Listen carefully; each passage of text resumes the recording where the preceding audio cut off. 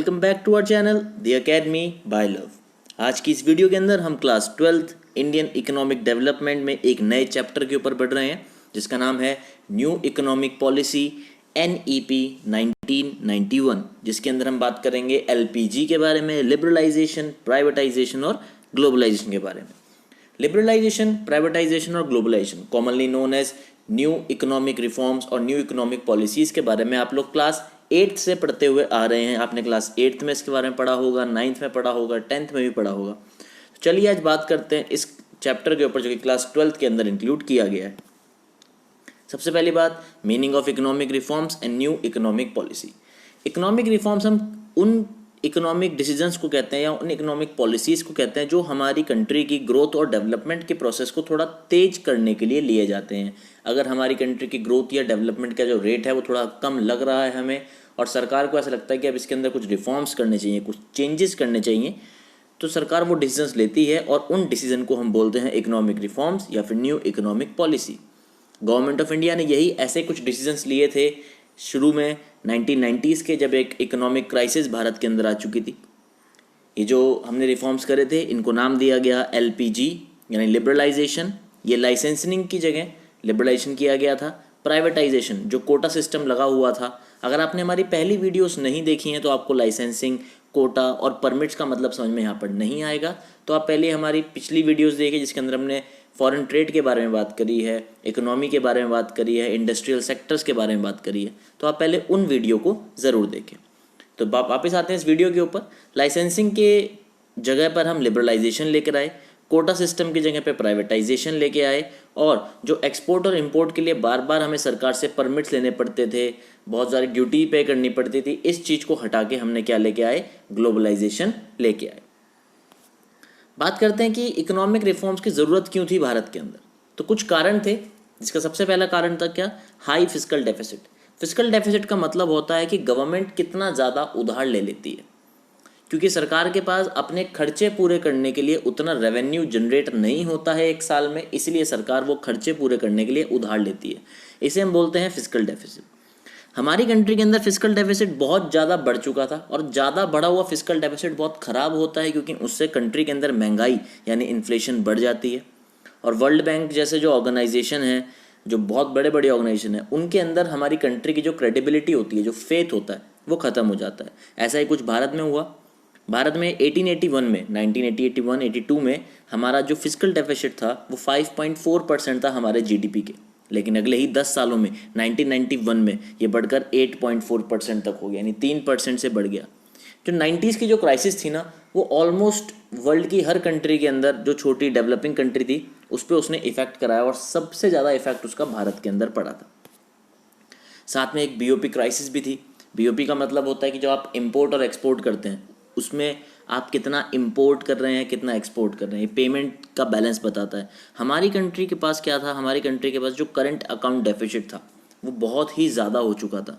ज़्यादा होने का मतलब ये है कि जो हम दूसरे जो कंट्रीज़ थी वर्ल्ड की, उनसे बहुत ज़्यादा बोरोइंग्स कर रहे थे। हमारे GDP का 23% तक वो उतना ज़्यादा हो गया था।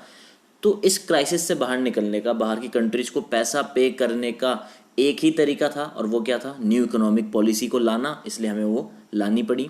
साथ में जो हमारे फॉरेन एक्सचेंज रिजर्व थे बहुत ख़त्म हो चुके थे, क्योंकि आपने ऊपर देखा कि जो हमारा डेफिसिट है, BOP क्राइसिस है, मतलब जो पेमेंट्स हमें बाहर देनी है वो ज़्यादा हो चुकी हैं। अब दूसरी कंट्री के अंदर हम अपनी करेंसी में तो पेमेंट करेंगे नहीं, उसी कंट्री की करेंसी में पेमेंट करनी पड़ती थी।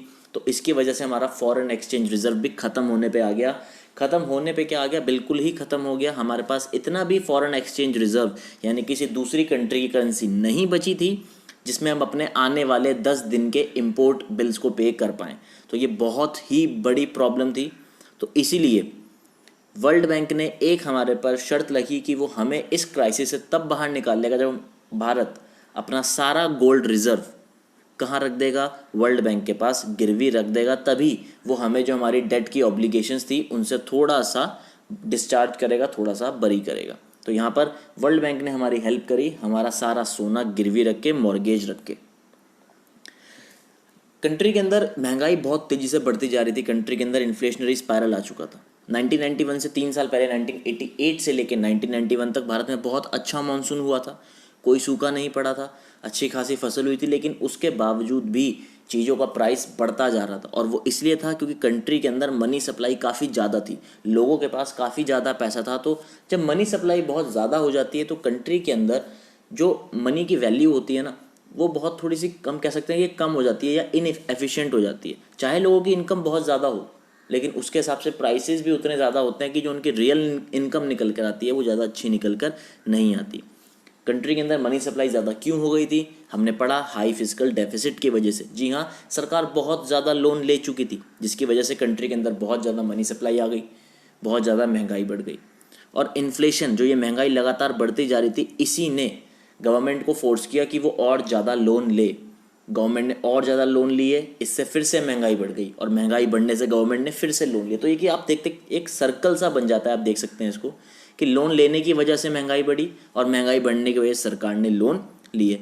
तो ये भी कुछ कारण था जिसकी वजह से न्यू इकोनॉमिक पॉलिसी को लाया गया। साथ में जो गवर्नमेंट के जो ऑर्गेनाइजेशंस थे, जिन्हें हम कहते हैं पब्लिक सेक्टर अंडरटेकिंग्स, PSUs, वो बहुत ही ज़्यादा ख़राब चल रहे थे। वो कोई भी प्रॉफिट कमा के नहीं दे रहे थे, बहुत लॉस में चल रहे थे। सरकार ने उनके अंदर हज़ारों करोड़ रुपए की इन्वेस्टमेंट करी हुई थी, जो कि बिल्कुल ही ख़राब होती दिखाई दे रही थी। तो उनको इससे बचाने के लिए प्राइवेटाइजेशन करना बहुत ज़्यादा ज़रूरी था। तो ये कारण थे कि कंट्री के अंदर न्यू इकोनॉमिक पॉलिसी क्यों लाई गई और वो क्यों लानी ज़रूरी थी।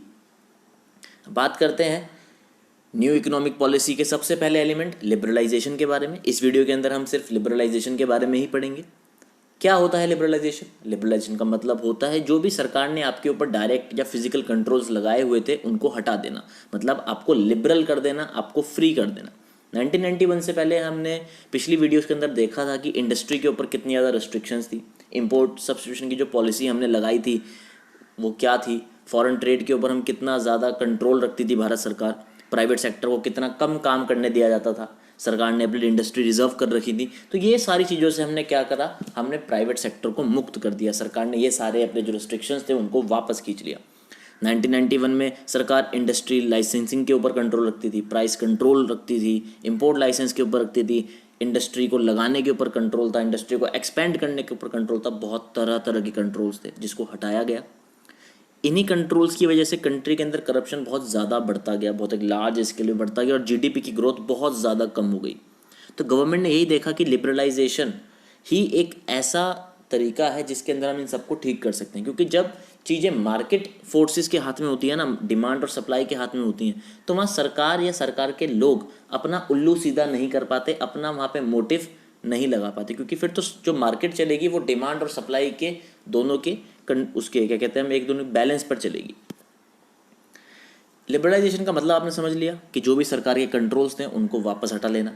अब देखते हैं लिबरलाइजेशन के अंदर रिफॉर्म्स क्या किए गए। सबसे पहले किए गए इंडस्ट्रियल सेक्टर में रिफॉर्म्स। जो इंडस्ट्रियल लाइसेंसिंग थी उसको ख़त्म कर दिया गया। सिर्फ liquor, cigarettes, defence equipments, industrial explosives और डेंजरस केमिकल्स ही सरकार ने अपने पास रखे, और आज भी इनमें से कुछ चीज़ें ऐसी हैं जो सिर्फ सरकार के पास है। सरकार ने इनको भी थोड़ा प्राइवेटाइज करना अब शुरू किया है। 1991 में सरकार ने इन 5 सेक्टर्स को अपने पास ही रखा, और बाकी जितने भी सेक्टर्स थे वो सबके लिए ओपन कर दिए गए, उनके लिए कोई भी लाइसेंस की ज़रूरत नहीं पड़ती थी। दूसरा, पब्लिक सेक्टर का कॉन्ट्रैक्शन किया गया। लिबरलाइजेशन के अंदर बहुत सारी पब्लिक सेक्टर इंडस्ट्रीज ऐसी थीं जिनका जो वर्किंग एरिया था वो सिर्फ सरकार के लिए ही रिजर्व था। सरकार ने उस नंबर को गिराकर 8 कर दिया। पहले 18 था, उसको गिराकर 8 कर दिया गया। 2010-2011 के अंदर कांग्रेस सरकार ने सिर्फ रेलवेज और एटॉमिक एनर्जी को ही अपने पास रखा, यानी इस जो नंबर था 8, इसको गिराकर 2 कर दिया गया। और ये आज भी एटॉमिक एनर्जी और रेलवेज, इंडियन रेलवेज, ये सिर्फ सरकार ही इनमें काम कर सकती है, और किसी प्राइवेट इंडिविजुअल को रेलवेज या एटॉमिक एनर्जी के अंदर आने का अभी यहाँ पे परमिशन नहीं दी गई है। साथ में करा गया D reservation of production areas. बहुत सारे एरियाज ऐसे थे जहाँ पर स्मॉल स्केल इंडस्ट्रीज़ को ही रिजर्व कर दिया गया था कि बस इस एरिया में यही काम करेगी, स्मॉल स्केल इंडस्ट्री ही काम करेगी। तो ऐसे जो रिजर्व्ड एरिया थे उनकी डी रिजर्वेशन करी गई, वहाँ पे अब बड़ी फर्म्स भी आकर काम कर सकती हैं। साथ में प्रोडक्शन कैपेसिटी को बढ़ाया गया। जब लाइसेंस को हटा दिया गया, लाइसेंसिंग से फ्रीडम हो गई, तो प्रोड्यूसर्स की प्रोडक्शन कैपेसिटी बढ़ गई। अब जिन एरियाज़ के अंदर सरकार उनको पहले लाइसेंस नहीं दे रही थी, अब वहाँ पे लाइसेंस की ज़रूरत नहीं है, वो उसको प्रोडक्शन कर सकते हैं। अब यहाँ प्रोड्यूसर डिसाइड करेंगे उन्हें क्या बनाना है और कितना बनाना है, यानी व्हाट टू प्रोड्यूस और हाउ मच टू प्रोड्यूस, ये कौन डिसाइड करेगा? प्रोड्यूसर डिसाइड करेगा, मार्केट की सिचुएशंस को ध्यान में रखकर। साथ में इंपोर्ट करना जो था कैपिटल गुड्स का, उसके ऊपर फ्रीडम दे दी गई। लिबरलाइजेशन के साथ इंडस्ट्रियलिस्ट को ये भी फ्रीडम दी गई कि वो बाहर की दूसरी कंट्रीज से मॉडर्न टेक्नोलॉजी यानी कैपिटल गुड्स को इंपोर्ट कर सके, ताकि भारत के अंदर जो प्रोडक्शन है वो ज़्यादा अच्छे तरीके से हो सके। दूसरा किया गया यहाँ पर financial sector reforms. Financial sector reforms के अंदर आता है बैंकिंग और नॉन बैंकिंग फाइनेंशियल इंस्टीट्यूशंस, साथ में आता है स्टॉक एक्सचेंज मार्केट और फॉरेन एक्सचेंज मार्केट। इन तीनों सेक्टर्स के अंदर भी बहुत ज़्यादा रिफॉर्म करे गए लिबरलाइजेशन के दौर में। उसके बाद आरबीआई, इससे पहले एक रेगुलेटर हुआ करता था, आरबीआई पूरे कंट्री के बैंकिंग सिस्टम को चलाता था, वही कंट्रोल करता था। प्राइवेट बैंक्स को ज़्यादा इजाज़त कुछ नहीं थी, कमर्शियल बैंक्स बहुत ज़्यादा पावरफुल नहीं थे, बाहर दूसरे देशों के बैंक भारत में आगे काम नहीं करते थे। इस चीज़ को ख़त्म किया गया, आरबीआई को एक फैसिलिटेटर बनाया गया। मतलब फैसिलिटेटर का मतलब है कि बस वो सहायता करेगा, कंट्रोल नहीं करेगा।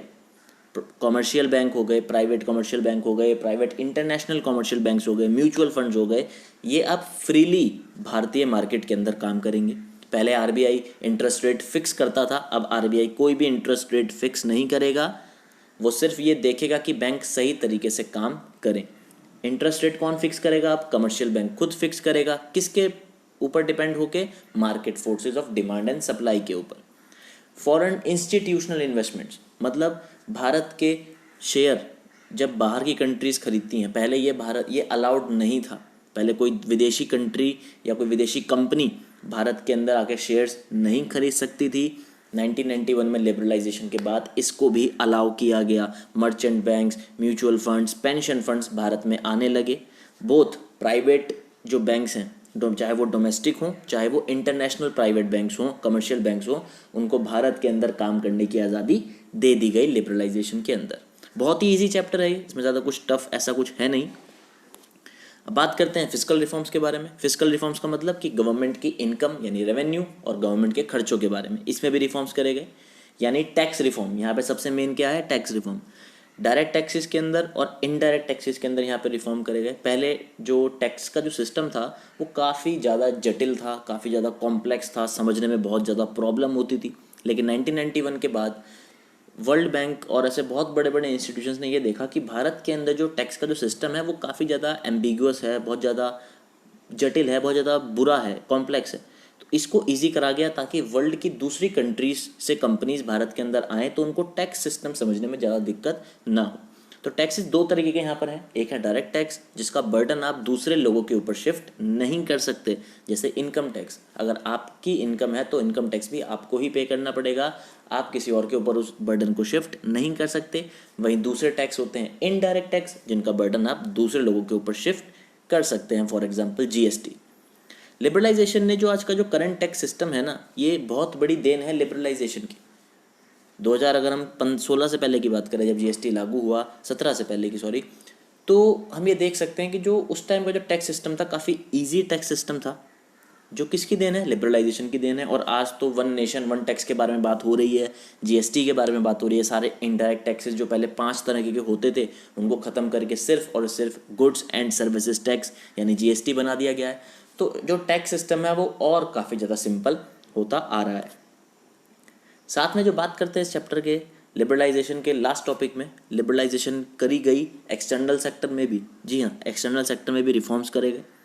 इसमें 2 रिफॉर्म्स आते हैं, फॉरेन एक्सचेंज के रिफॉर्म्स और फॉरेन ट्रेड पॉलिसी के रिफॉर्म्स। 1991 में फॉरेन एक्सचेंज रिफॉर्म शुरू करे, जब भारत के रुपए को डी वैल्यू कर दिया गया। जी हाँ, सरकार ने जानबूझ के इसको डी वैल्यू करा। डीवैल्यूएशन का मतलब होता है कि इंडिया का जो रुपी है, जो हमारी करेंसी है, वो वर्ल्ड की दूसरी करेंसी के मुकाबले, फॉर एग्जांपल यूके के पाउंड या फिर अमेरिका के डॉलर के मुकाबले बहुत ज़्यादा कमज़ोर कर दी गई। इसका मतलब ये था कि अमेरिका और ब्रिटेन जैसे जो देश हैं, जो बड़े बड़े देश हैं, इनको हमारी कंट्री से सामान खरीदना सस्ता पड़ेगा, क्योंकि अब $1 के लिए मुझे ज़्यादा रुपीज़ खर्च करने पड़ेंगे। तो इससे क्या हुआ? इससे इंडिया के जो डोमेस्टिक गुड्स थे, जो डोमेस्टिक सर्विसेज थी, उनका इंपोर्ट बढ़ना शुरू हो गया। और जब इंपोर्ट बढ़ना शुरू हो गया तो बाहर की कंट्रीज़ ने हमें फ़ॉरेन एक्सचेंज देना शुरू कर दिया और हमारे फ़ॉरेन एक्सचेंज दोबारा बिल्डअप होने शुरू हो गए। हमने वीडियो के शुरू में देखा है कि कितने कम हो गए थे हमारे फ़ॉरेन एक्सचेंज, तभी तो हमें एनईपी करने की ज़रूरत पड़ी, तभी तो हमें new economic policy, economic reforms करने की ज़रूरत पड़ी। तो ये इसको हमने यहाँ पे ऐसे ठीक किया।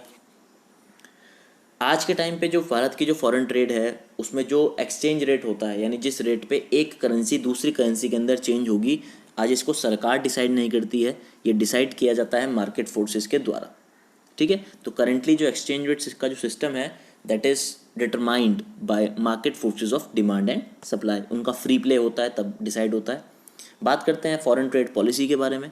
फॉरेन ट्रेड पॉलिसी में भी बहुत ज़्यादा चेंजेस आए। जो टैरिफ रेस्ट्रिक्शंस लगाए गए थे कि आप सामान बाहर बेचेंगे तो आपको इतना टैक्स देना पड़ेगा, बाहर से मंगाएंगे तो इतनी ज़्यादा ड्यूटीज़ देनी पड़ेंगी, इनको हटाया गया।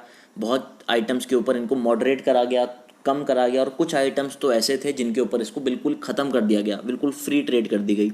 साथ में जो इम्पोर्ट सब्सटीट्यूशन की जो पॉलिसी थी कि हम इम्पोर्ट नहीं करेंगे, वही सेम चीज़ अपनी कंट्री के अंदर बनाएंगे, इसको ख़त्म करके ये कहा गया कि आपकी कंट्री के अंदर डोमेस्टिक प्रोड्यूसर भी काम करेगा और ग्लोबल प्रोड्यूसर भी काम करेगा, और जो इन दोनों में से सबसे ज़्यादा बढ़िया क्वालिटी देगा, यानी जो सबसे ज़्यादा फिट होगा उसी का सर्वाइवल होगा। That means survival of the fittest यहाँ पर गेम लाया गया। साथ में सिस्टम ऑफ द जो कोटा और टैरिफ का जो सिस्टम था, जिसके अंदर हम बात करते थे कोटा और टैरिफ के बारे में कि सरकार कितना बनाएगी और कितना टैक्स लगेगा, इसको भी मार्केट के द्वारा हटाया गया, मार्केट कंपटीशन लाया गया। एफिशिएंसी को मेन स्टैंडर्ड यहाँ पर बनाया गया, क्वालिटी को मेन ध्यान दिया गया। तो यही थी हमारी आज की वीडियो। अगर आप इस वीडियो को पसंद करते हैं तो इसे ज़रूर लाइक करें, शेयर करें और सब्सक्राइब करें हमारे चैनल को। Thank you so much.